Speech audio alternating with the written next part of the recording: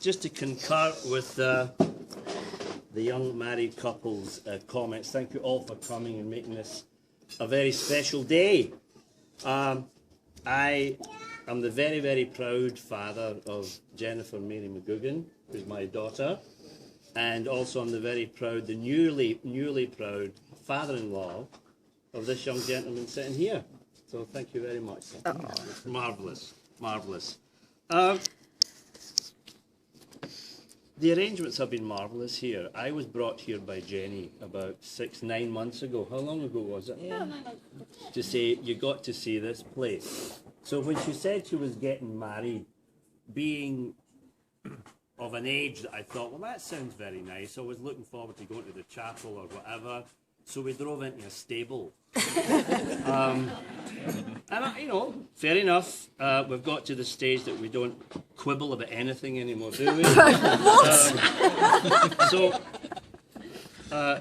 This is marvellous, and I was really taken with the ambience of the whole thing, and seeing the weather outside now is how one envisaged it would be not a wee minute ago, but as it is now, it's absolutely glorious. So I'm meant to come up here and tell you a few nice things about Jennifer. No, I didn't strike out. I'm a very, very lucky person because, as Jennifer indicated a wee while ago, we've lived in different places since she was a wee girl. And the relationship we've managed to keep together has been absolutely wonderful.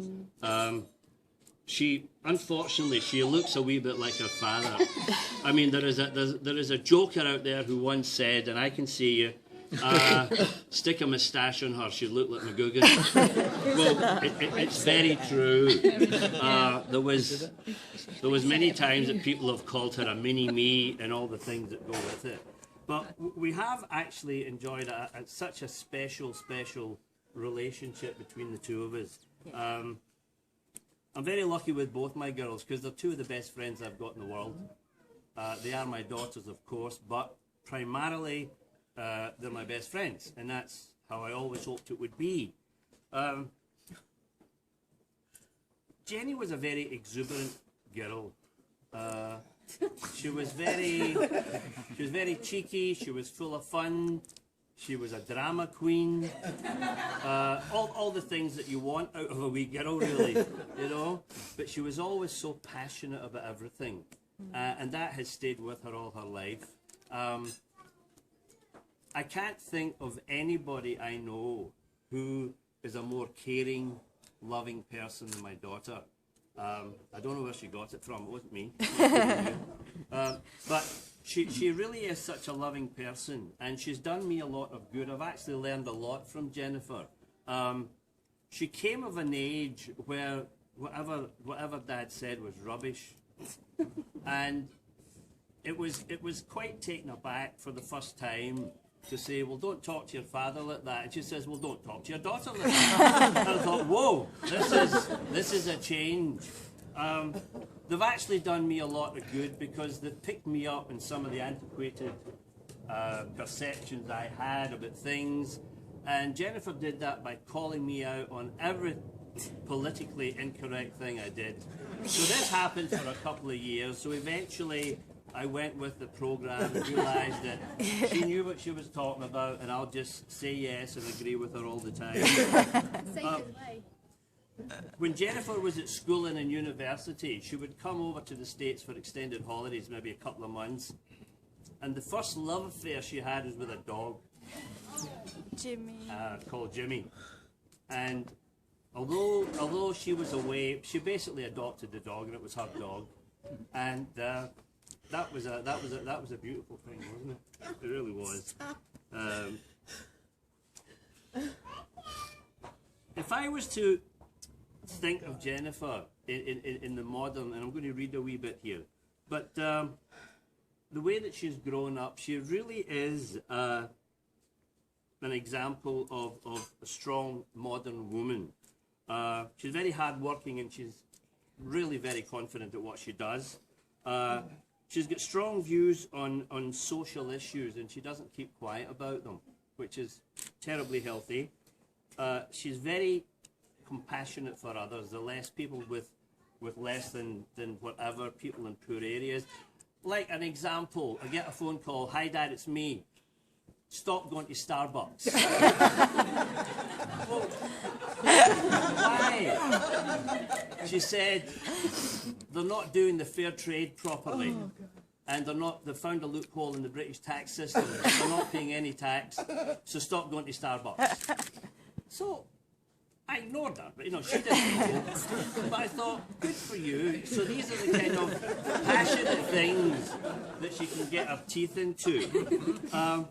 She does speak her mind, and she has a genuine love of life. As you saw a minute ago, this is not a shy, retiring young lady who was all bubbly about the fact she was getting married today. When everybody else was bubbling, she was laughing. Yeah. She was having a ball. Yeah. So she's just an absolute joy. She's not shy to get behind causes that she believes in. And it takes a special man to marry a strong woman, Mike. You know that, don't you? I should know. I should. The other thing that may be happening is after today is, I'm sure most of the fathers here who've got daughters have had the phone call that you pick up the phone and you hear this, "Dad," and it's like it's a wee tune in itself, and it's got extended syllables, and you say, "What do you want? Do you remember when blah blah blah? Well, blah blah blah. What do you think? Is it possible?" Or words to that effect. And I'm looking forward to saying, "Ask your husband." Yeah. Or for God's sake, Jennifer, you're a married woman. So we'll see how that goes.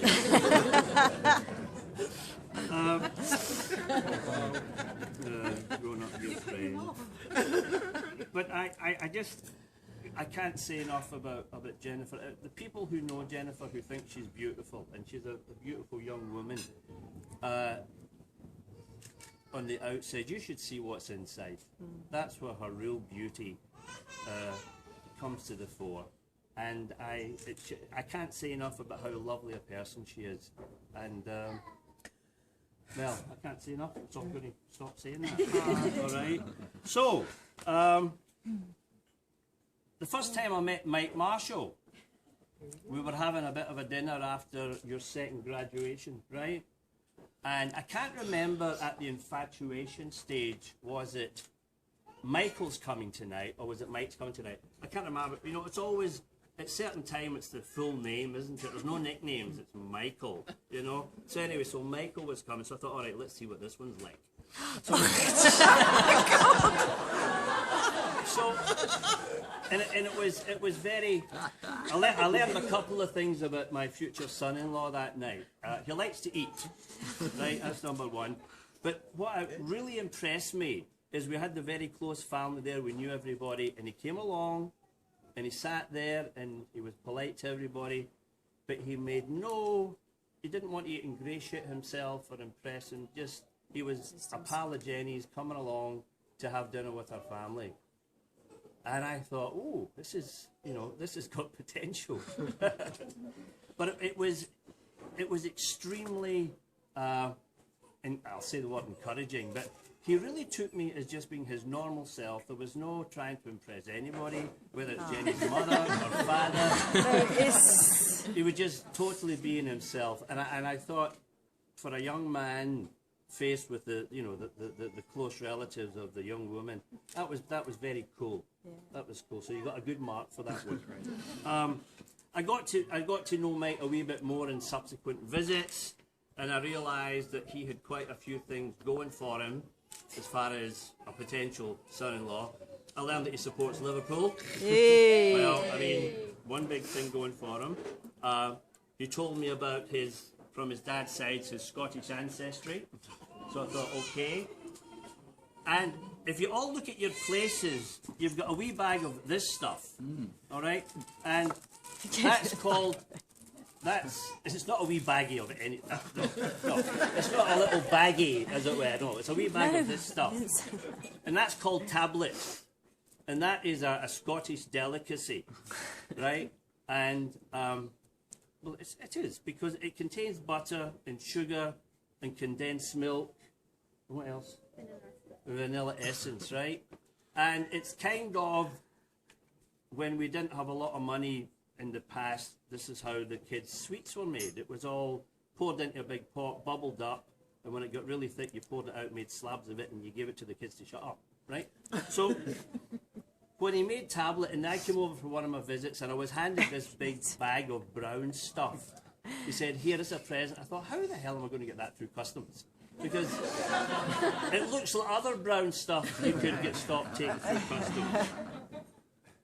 But it's really charming to have these things, and seeing Mike more as I did, I really saw what a young fine gentleman he is. And gentleman is kind of a phraseology that's kind of misused these days. It used to be, oh, he's a proper gent from Eliza Doolittle. But in the days, if you were a gentleman, you were, not just a guy of money. So I'm going to read something to you, and this is from a London publication in 1869. A gentleman is always truthful and sincere, will not agree for the sake of complacence or out of weakness, will not pass over that of which he disapproves. He has a clear soul and a fearless, straightforward tongue. On the other hand, he is not blunt and rude. His truth is courteous, his courtesy is truthful. Never a humbug, yet, where he truthfully can, he prefers to say pleasant things. That about sums him up, doesn't it? Absolutely. All of you who know him, I found that passage, and yeah, I thought I'll use that to describe this young man who's married my daughter. So it's all very cool. He'll do. Liverpool tablet, and but there's a couple of wee anecdotes. To keep your marriage brimming with love in the loving cup, whenever you're wrong, admit it. Whenever you're right, shut up. Right? And Scottish proverb, don't marry for money, you can borrow it cheaper. Okay. Was there another one of those? No, there wasn't. Oh, my wife says I never listen, or something like that.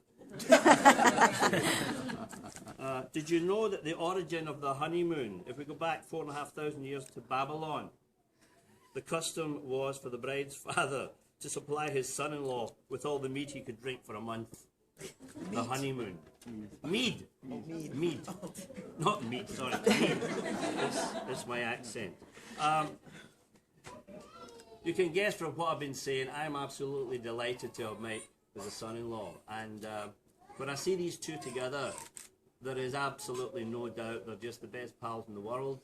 They've got so much respect for each other, and they have a lot of fun, a lot of laughs, and I can't think of a better way to start your relationship. So, on your feet, the bride